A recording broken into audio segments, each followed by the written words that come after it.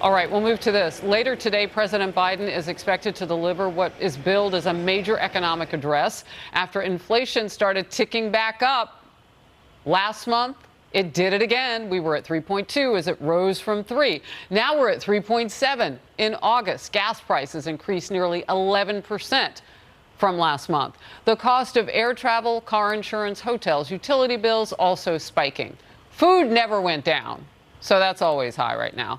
New census data show the median household income last year fell to $74,000. The U.S. poverty level saw its largest one-year jump ever between 2021 and 22. And the child poverty in this country more than doubled during that time period. The president's chief economic advisor is blaming Republicans. Let's watch. Your child poverty rate is a policy decision. This president decides to have the lowest child poverty rate in history. That was his decision, and others, including 250 or something like that members of the House and 50 Republicans in the Senate, have made a very different decision to facilitate a more than doubling of child poverty by allowing the child tax credit that was doing so much of the lifting to achieve that historically low poverty rate, to allow that to expire. The New York Post with this blaring headline, "It's still the economy stupid." The nationwide credit card debt now tops $1 trillion for the first time.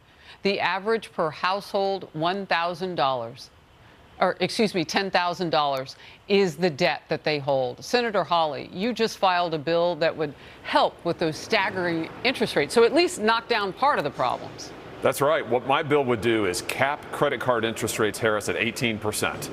No more than that. No hidden fees, no backdoor fees, 18%. We should give the working people of this country who Joe Biden is putting the screws to, we should give them relief. More and more people have to put on their credit card their monthly rent payments. They got to put food on the credit card because of inflation.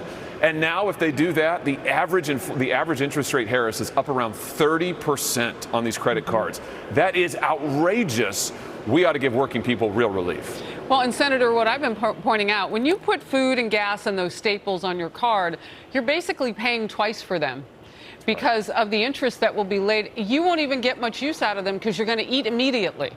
So this isn't something like a car that you take a loan out on and you get to drive it for several years. We're talking about the things that they used to be able to afford right then and there and not have to go into debt over. Look, real quickly, talk to me about what Republicans have done to get Democrats to constantly say that you voted against a bill, predominantly, I would say in the House, I would imagine, against a bill that would have relieved the poverty. What is to that argument? There's nothing to it that I know of. I mean, here's what the actual policy choices have been by this administration. It has been to make China richer and to make the United States poorer. What Joe Biden has done consistently is send jobs to China, shut down our energy production, give that to China, make us buy solar panels from China, make us buy batteries from China. So now we can't have any energy in this country. We got to buy Chinese energy, other energy. We can't have energy jobs in this country. We've got to pay more for all that stuff. They're getting rich. Our workers are getting screwed. We've got to do something about it. He's the problem. And that's why we've got to go in a different direction here. Senator Hawley, thank you so much for being in focus. Thank you.